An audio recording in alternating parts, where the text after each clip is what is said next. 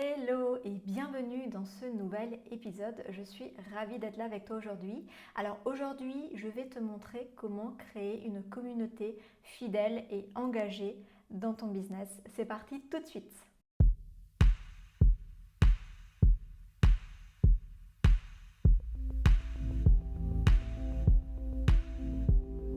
Alors, tout d'abord, c'est quoi une communauté peut-être fidèle et engagée? On va peut-être commencer par le commencement parce que c'est vrai qu'on se fait tous une idée de ce qu'est une communauté, notre communauté, etc. Et on peut utiliser ce terme en fait dans différents domaines, dans différents niveaux par rapport au business.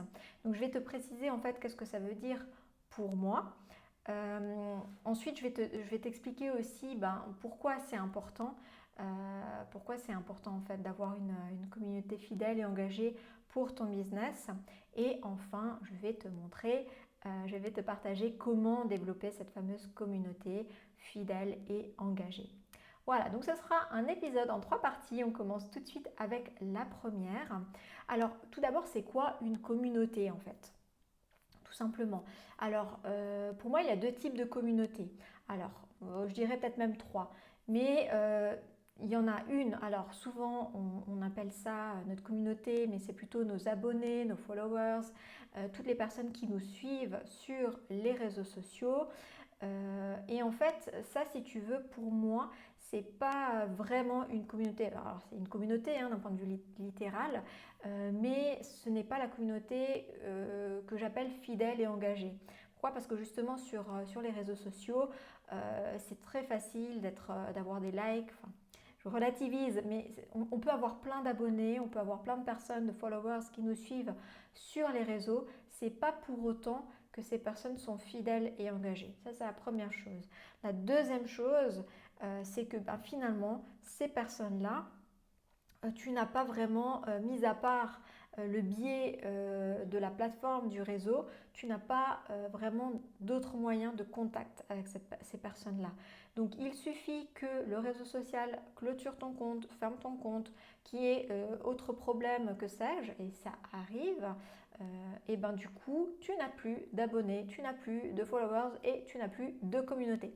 Donc moi, ce que j'aimerais pour toi, c'est que tu aies une communauté fidèle, engagée, mais qui soit là à tes côtés et que tu puisses communiquer avec elle comme tu le veux et quand tu le veux et aussi longtemps que tu le veux. Ça, c'est pas dit parce que c'est aux personnes qui sont dans ta communauté de choisir si elles ont envie de rester en contact avec toi. Mais néanmoins, tu peux interagir quand même là-dessus.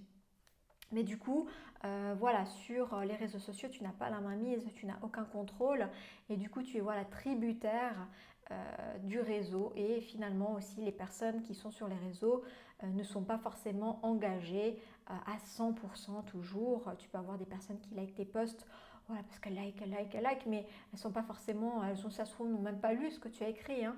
Donc voilà, ça c'est quand même des choses à faire attention.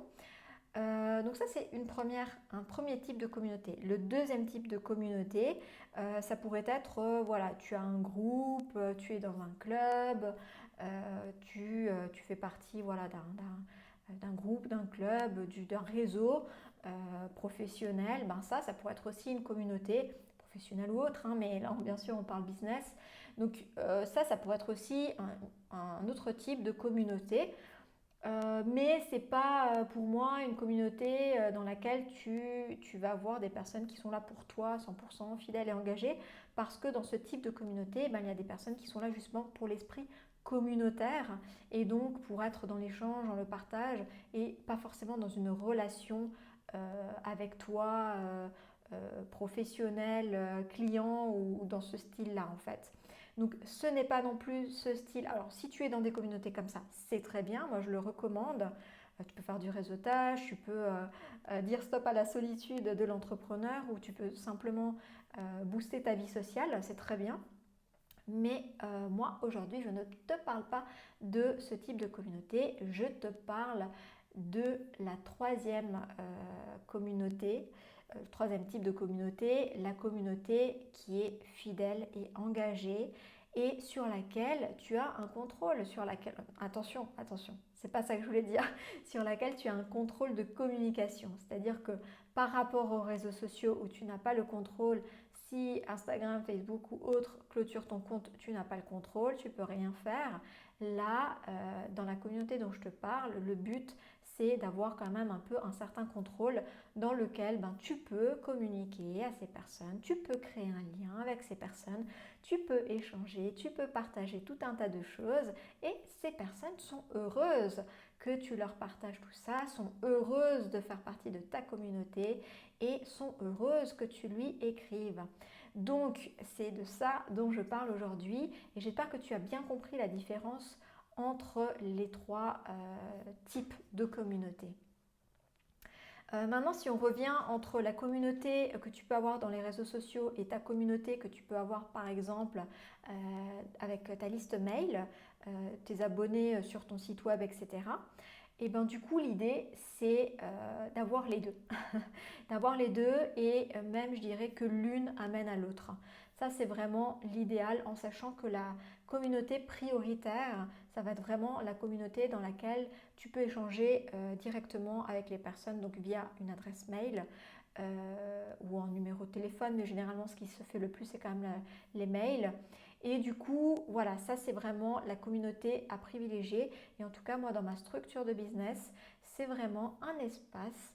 Je considère vraiment ça comme un espace pour les membres, les personnes qui me suivent, qui peuvent d'ailleurs échanger avec les autres, mais dans lesquels voilà, il y a un petit côté confort, cocooning, j'ai envie de les chouchouter, j'ai envie d'être là pour ces personnes, de leur apporter une plus-value, des bénéfices, voilà, d'être là. Et du coup, pour moi, cet aspect communauté, tu l'as compris, il est vraiment très très important. Bien sûr, on est là en business, on parle de business, on va passer à l'étape 2, pourquoi créer une communauté.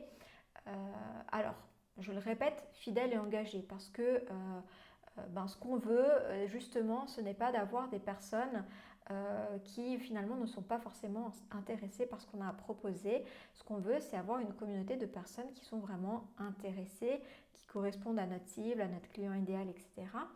Et avec qui on va avoir plaisir à échanger, avec qui on va avoir plaisir à donner de notre temps, de notre énergie gratuitement, même dans un premier temps. Et bien sûr, in fine, pourquoi pas travailler ensemble, collaborer, faire des ventes, etc. Le but, c'est que chacun soit gagnant.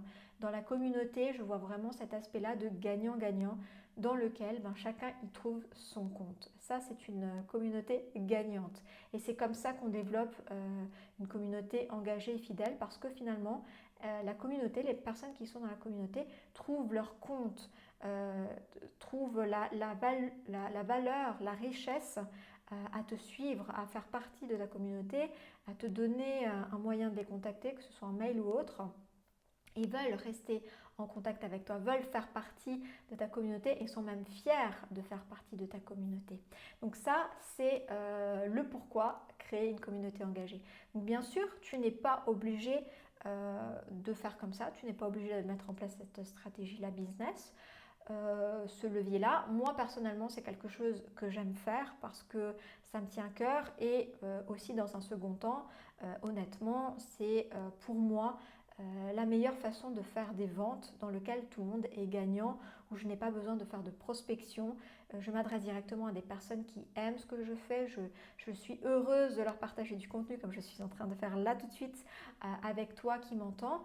Et je suis très heureuse de partager tout ça et de partager tout ça à des personnes qui sont heureuses aussi de m'écouter et qui ont conscience que je prends du temps, bien sûr, pour partager toutes ces choses-là, mais que je le fais avec grand plaisir. Et bien sûr, on est en business, on n'est pas là en train de faire du bénévolat. Donc si un jour, le but, c'est quand même de générer du chiffre d'affaires, de faire des ventes, si dans la communauté, il y a des personnes qui ont envie de travailler avec moi, qui auront envie de travailler avec toi dans ta communauté propre, et c'est tant mieux. Et c'est un peu l'utilité, le cheminement en fait. Mais il n'y a pas que ça, il n'y a pas que cet aspect vente. Même si c'est quand même un levier important pour des ventes, mais il n'y a pas que cet aspect-là. Parce que dans la communauté, on dit toujours qu'il y a à peu près 2 à 4% de personnes qui achètent. Donc tu vois, si tu n'as pas envie de faire pour tout ça pour 2 à 4%, ne fais pas de communauté. Il y a d'autres stratégies. Tu peux faire que de la pub Facebook. Tu crées un webinaire et tu fais de la pub Facebook. Et tu t'embêtes pas à créer une communauté dans laquelle tu vas partager des choses, dans laquelle tu vas prendre du temps pour faire des articles, des vidéos, des podcasts, etc. Si ce n'est pas ton truc.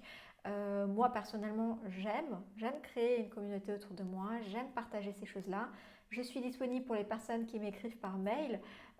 Voilà. Mais après, à chacun de mettre le curseur et de faire aussi des choses qui soient alignées toujours avec qui on est. Bon, tu sais maintenant ce qu'est une communauté. Tu sais pourquoi créer une communauté fidèle et engagée. Maintenant, on va aller dans le vif du sujet, la partie qui t'intéresse le plus, j'imagine. Comment développer cette communauté fidèle et engagée. Alors, première chose, c'est très important de connaître le parcours client. J'en ai parlé dans l'épisode juste avant celui-ci, donc l'épisode précédent. Je t'invite vraiment à aller l'écouter. Je ne vais pas refaire ici, bien sûr, tout ce que j'ai dit la semaine passée. Hein. Le mieux, c'est que tu ailles l'écouter. Mais en gros, cette phase-là, elle est très importante. Parce que si tu connais les 4 phases en fait, du parcours client, du parcours de vente, du parcours d'achat ou du parcours client, eh ben, tu vas comprendre en fait, à chaque fois les besoins de la personne qui va rentrer dans ta communauté en fait. Qu'est-ce qu'elle veut, quel est son besoin et du coup comment lui apporter ce dont elle a besoin. Voilà, ça c'est vraiment très important. Mais quand même, je te redis rapidement les 4 phases. Donc il y a la phase de découverte où là le but c'est de susciter l'intérêt. Il y a la phase de confiance dans laquelle là, le but c'est de créer du lien pour que bien sûr la personne elle ait confiance en toi et la stratégie, l'axe business par rapport à ça, c'est de montrer ta notoriété, de montrer que ton expertise, etc. pour justement que la personne ait confiance en toi et en ton expertise. Enfin, en 3, il y a l'achat, la phase d'achat, la phase de vente. Et là, l'idée, c'est vraiment aussi que tout le monde soit gagnant. Comme je le disais la semaine passée dans l'épisode précédent, c'est que finalement, la personne est vraiment heureuse d'acheter, autant que toi, tu es heureuse de faire la vente. Ça, c'est très important. Et du coup, là-dedans, la stratégie business que je te propose, c'est vraiment de réfléchir en termes d'expérience, en termes de transformation que tu vas porter à cette personne, etc. Mais aussi en termes de service, voilà, le fait d'être là, d'être présente, etc. pour elle. Et enfin, comme je le disais, je ne m'arrête pas à ces 3 phases, même si on a passé la vente, je vais plus loin. Pour moi, il y a une 4e phase, la phase de fidélisation. Surtout si tu veux avoir une communauté, cette phase-là, elle est vraiment, vraiment importante. C'est-à-dire que, ok, tu fais des ventes, mais ce n'est pas parce que tu fais des ventes que tu oublies la personne ou que voilà, ciao, je ne te connais plus. Non, c'est vraiment, voilà, tu te soucies, tu continues à être là pour la personne, tu continues à lui proposer des contenus si tu fais des contenus, enfin voilà, tu continues à être là. Et là, le but, bien sûr, c'est de continuer à créer du lien, créer de la confiance. Et bien sûr, les bénéfices pour toi, c'est que cette personne, elle va être contente, elle risque potentiellement de faire d'autres achats et aussi de te recommander. Donc, c'est vraiment un levier super important que je pense qu'il ne faut vraiment pas négliger dans le parcours de vente. En tout cas, voilà, si tu veux développer une communauté fidèle et engagée, c'est vraiment important de connaître ce parcours et c'est vraiment important de comprendre ces 4 phases et de savoir comment les implémenter dans ton business. Je précise que dans l'épisode précédent, dans lequel je parle de ces 4 phases, je t'explique les stratégies, comment tu peux les mettre en place. Je ne te donne pas tous les détails parce que comme je le disais, ça dépend de ton business, de ta personnalité, de tes stratégies, etc. Il n'y a pas un modèle type, hein. Moi je suis contre les modèles types, mais je te donne des éléments stratégiques que tu peux ensuite moduler à ta guise par rapport à ton activité. Voilà, ça c'était le premier point. Ensuite, le deuxième point, bien sûr, si tu veux développer une communauté fidèle et engagée, c'est de connaître finalement ta cible, quel est ton client idéal, les personnes à qui tu t'adresses. Parce que bien sûr, le but dans cette communauté, c'est pas d'avoir toutes les personnes qui n'ont rien d'autre à faire de leur temps. Non, le but, c'est toujours d'avoir une communauté de personnes qui sont engagées parce que ce qu'on leur dit, notre expertise, notre talent, ce qu'on a envie de leur transmettre, ça leur parle, ça parle à leurs difficultés, ça parle à leur situation, ça parle à ce qu'elles sont en train de vivre et du coup, ça parle à leurs besoins. Donc, il faut vraiment qu'il y ait cette cohérence-là. Ça ne sert à rien d'avoir une grosse communauté de milliers de personnes si derrière, en fait, les personnes n'ouvrent pas tes mails, ne te contactent jamais, ne passent pas de vente. Ça ne sert à rien. Du coup, ce n'est pas une vraie communauté. En tout cas, c'est une communauté peut-être, oui, mais ce n'est pas une communauté fidèle et engagée. Donc, si c'est ton cas aujourd'hui, si tu as beaucoup de monde dans ta mailing list et que tu as un petit taux d'ouverture ou que tu as des personnes qui ne te contactent jamais ou tu as très peu de passages à l'achat, on dit généralement que c'est à peu près 2 à 4%, donc tu pourras calculer, c'est qu'il y a un souci, c'est qu'il y a des choses à revoir et c'est que ta communauté n'est pas forcément très engagée. D'accord ? Tu peux regarder le taux d'ouverture, ça c'est vraiment très important. Bien sûr, tout le monde n'ouvre pas tout le temps les mails, mais tu as un pourcentage en principe et tu peux voilà, voir le pourcentage. On dit généralement qu'en dessous de 17%, c'est pas très bon. L'idéal, c'est quand même d'être quand même au-dessus, 30, 40, voilà, 30 c'est déjà très très très bien, même 20, 25 c'est bien, 30 c'est déjà très bien. Voilà, ça c'est des choses qui sont importantes. Des petits indicateurs qui peuvent te permettre de vérifier tout ça. Mais du coup, comme je disais, pour développer cette communauté autour de ce que tu proposes, autour de ton business, il faut que tu connaisses exactement quels sont les besoins de ces personnes qui t'écoutent. Tout simplement parce que sinon tu ne vas pas les intéresser et c'est peut-être pour ça qu'elles ne vont pas ouvrir tes mails ou qu'elles ne vont pas lire tes articles ou écouter ce que tu fais. Donc si jamais pour ça tu peux aussi leur poser la question. Alors aussi bien à ta communauté là que tu as avec les mails, mais aussi bien à ta communauté sur les réseaux sociaux. Il ne faut pas hésiter à faire des enquêtes et à leur demander qu'est-ce qui les intéresse ou si ce que tu leur proposes leur plaît, etc. C'est un très bon moyen d'avoir un retour là-dessus et si besoin de réajuster les choses. Et enfin, un autre point très très important, c'est vraiment la qualité de ta communication. Donc ça c'est très important parce que si dans ta communication c'est pas suffisamment qualitatif, là aussi tu vas perdre l'intérêt et la confiance des personnes qui te suivent.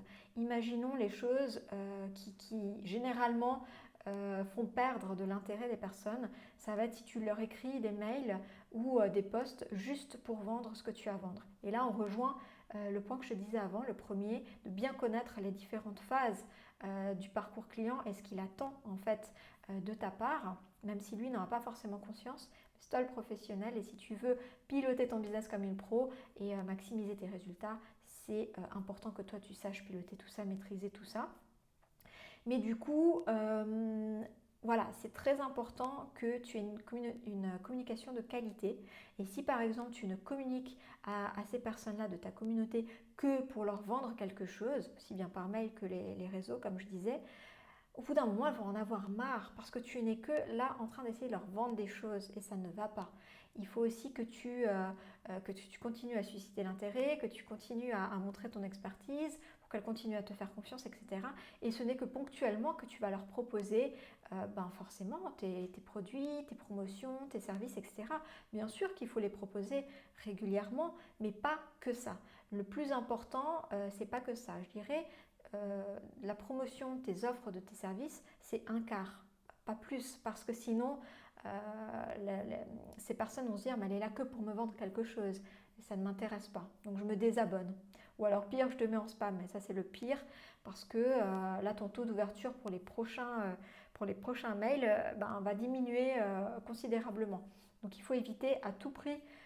Ça aussi, si jamais c'est quelque chose qui t'intéresse, j'ai fait un épisode il y a 2 semaines en arrière, par rapport à ça. J'ai plus le titre exact en tête, mais je parlais de ça et je te conseille vraiment d'aller jeter un coup d'œil. C'était l'épisode du coup 22. Voilà, c'était vraiment en lien avec ça par rapport à la communication. Ah oui, c'était par rapport à la prospection. C'était par rapport à la prospection et même si tu ne fais pas de prospection, ce que je te disais dans cet épisode, ça va vraiment compléter ce que je suis en train de te dire là.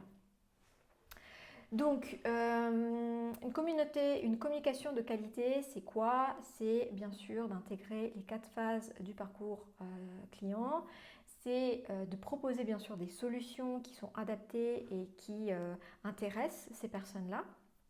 C'est d'être régulière aussi parce que si la personne reçoit un mail par mois, ça fait un peu juste quand même, elle risque de t'oublier, elle risque de passer à la trappe en sachant que les personnes n'ouvrent pas forcément tous les mails.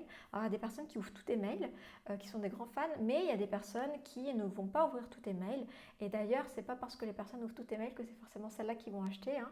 Mais voilà, sache que si les personnes n'ouvrent pas tous les mails et que en plus tu en envoies un par mois, et que pendant 3 ou 4 fois elle n'ouvre pas tes mails, ça veut dire qu'il s'est passé 3-4 mois dans lequel tu n'as pas pu construire ce lien, tu n'as pas pu continuer à être en relation avec cette personne et du coup ça va te créer du tort dans le sens où votre lien sera un peu distendu, distancé et voilà, nous ce qu'on veut c'est vraiment pouvoir créer du lien sur la durée et régulièrement avec ces personnes.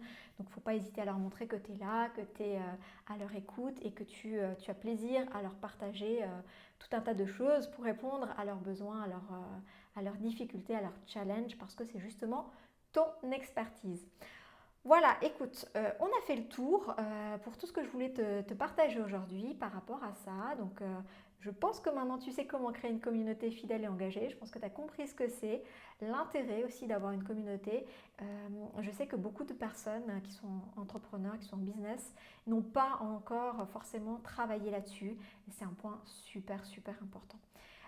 Donc tu sais aussi comment faire, tu as des pistes, tu as quelques épisodes qui peuvent vraiment compléter celui-ci, je t'invite vraiment à aller les voir, les écouter ou lire, si tu préfères les articles, tu as tout, tu as la totale. Et écoute, moi je te dis, je te souhaite tout de bon, toujours pareil, si l'épisode t'a plu, n'hésite pas à me le dire, n'hésite pas à le partager, connecte-toi avec moi sur Instagram, sur LinkedIn ou Facebook, et puis moi je te dis à très très vite, la semaine prochaine, pour l'épisode de la semaine prochaine, le prochain épisode. Allez, ciao ciao!